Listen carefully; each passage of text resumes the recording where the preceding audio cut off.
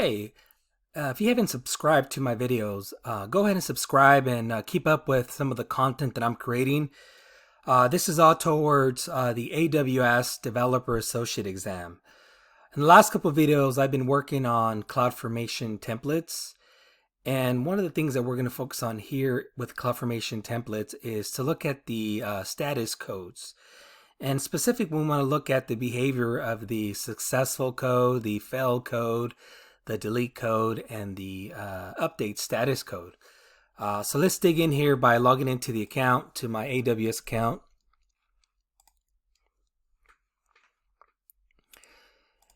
And when we go to the CloudFormation dashboard, one of the first things we want to do here is create a new stack. And we'll go ahead and upload one of our templates here. We'll be working with these 5 templates here. And we'll start off with the first one. What the first template will do is it'll create a simple EC2 instance. And we're going to call the name of this stack Successful. And we'll select the default values. And as soon as we initiate the stack, we see that the message we see here is the status is create in progress, and that is self-explanatory. And if you want to know more about the other statuses that you will see, you can go to the documentation. And I already have the documentation open on another tab, and you can scroll down and read about the other status codes, but most of the common ones here are create template, create in progress, create failed, delete complete, delete failed, delete in progress. And you can scroll back here, scroll down here, and look at some of these other ones that you can reference these codes as you're working with your stacks. So as we click on refresh here, we see that our EC2 instance was created.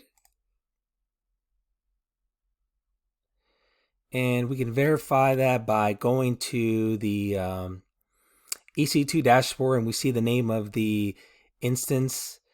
And we see that it's a T2 micro.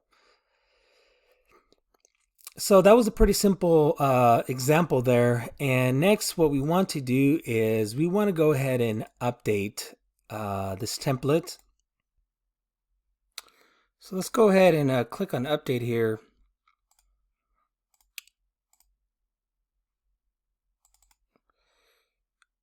Okay, next, and we'll keep the default values.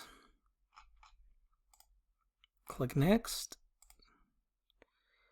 All right, so as you can see, we see the history when we first created our stack. We see that it created our EC2 instance when we initially created the stack. And now there's an update in progress. And let's go ahead and refresh. So we got an update in progress, create in progress, create in progress, create complete. So which means here that at this point, the security group was created. Then request update requires a creation of a new physical resource, hence creating one. And what it's doing here is it also updates the EC2 instance. Okay, let's click on refresh. And if some of these status codes are not self-explanatory, like I said, you can always search them on the documentation.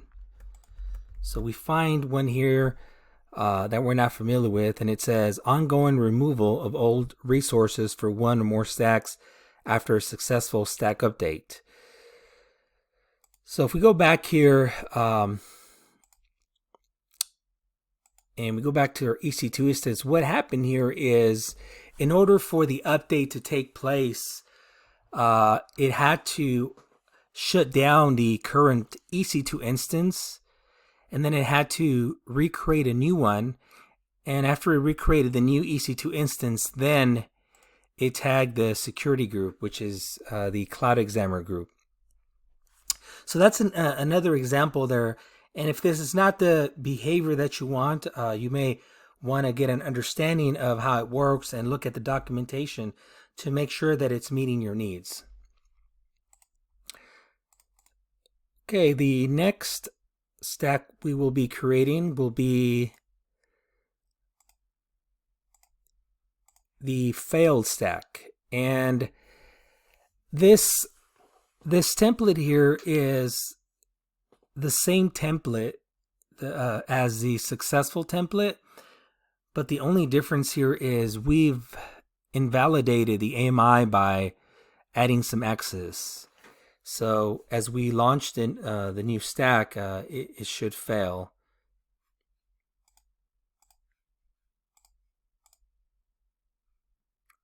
Okay, failed. And we'll call this stack failed.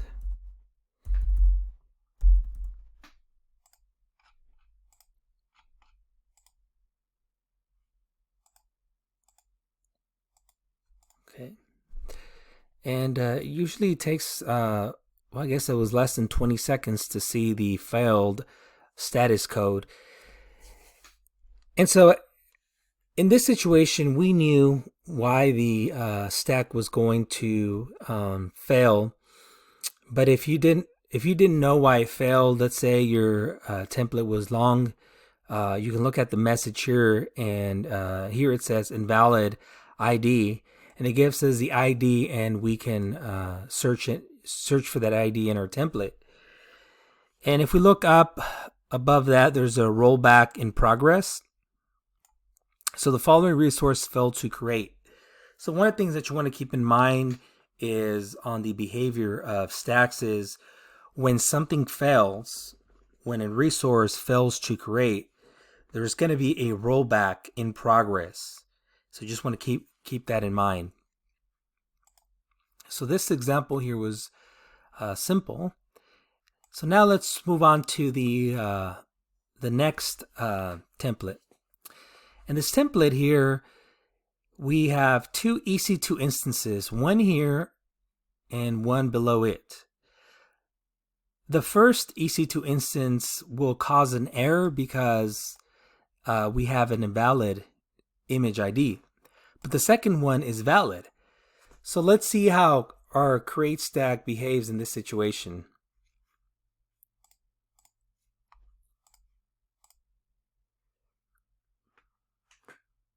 One success, one failed.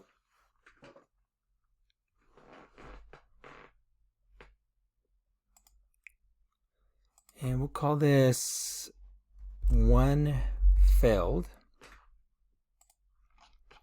We'll click on next.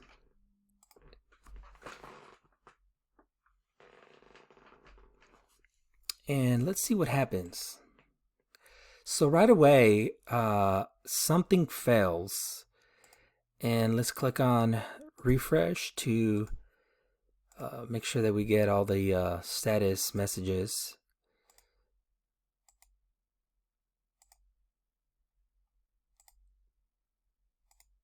Okay, so let's see what happens. So our stack was initiated, and it tried to create the valid EC2 instance. Then afterwards, it tried to create the my failed at the same time. And as we see with the next message, the my failed EC2 instance, which is this one here with the invalid image ID, it flagged it because the image ID was invalid. Then, because this was a bad ID, it could not create the good one. And then after that, it triggered the rollback in progress status. And like, again, that's something that you want to keep in mind, that if something fails with your template, then it's going to go ahead and roll back, and it won't be able to create all your resources. So that's just something to keep in mind. And so the last status we see here is when the rollback's complete. So that's it for that. And let's go to our final template. And with this template here, we're going to go ahead and create one EC2 instance. Then we're also going to create an S3 bucket. And finally, we're going to create a security group. And we're going to attach the security group to the EC2 instance. But one of the things here that I want to point out to you guys is for the S3 bucket and for the security group, I've added a policy called deletion policy retain.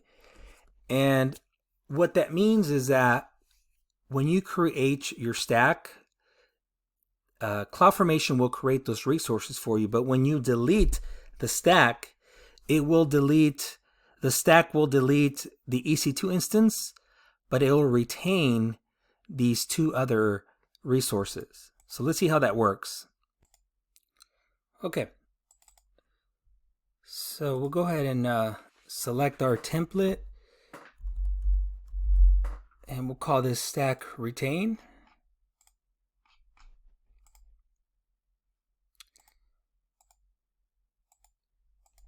And let's look at what's happening here. So the first resource it started to create was the security group, and then the S3 bucket.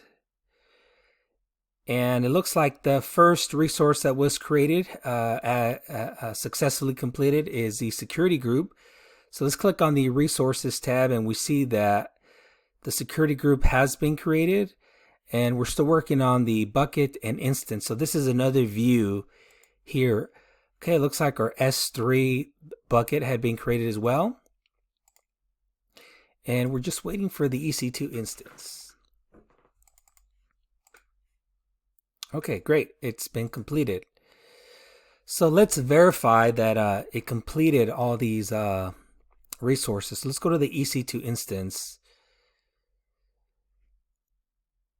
Okay, so we have a running instance here. Let's go to the S3 bucket. Make sure that's there. And finally, let's go to the Cloud Examiner security group. Great. Okay, so our final step, and we're gonna go ahead and delete this stack. And what it should do is it should delete the myEC2 instance, but it should keep the S3 bucket and the security group. And as you see by the status code, it says delete skipped. And the reason why it deleted this, it skipped the deletion for the S3 bucket was due to the policy we had in place.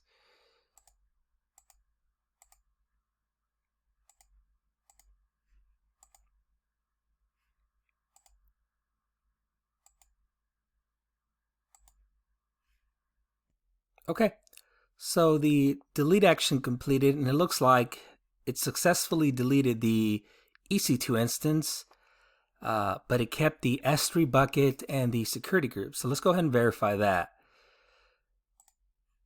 So we still have our refresh. We still have our S3 bucket, so that's good. And we refresh, and it terminated our instance.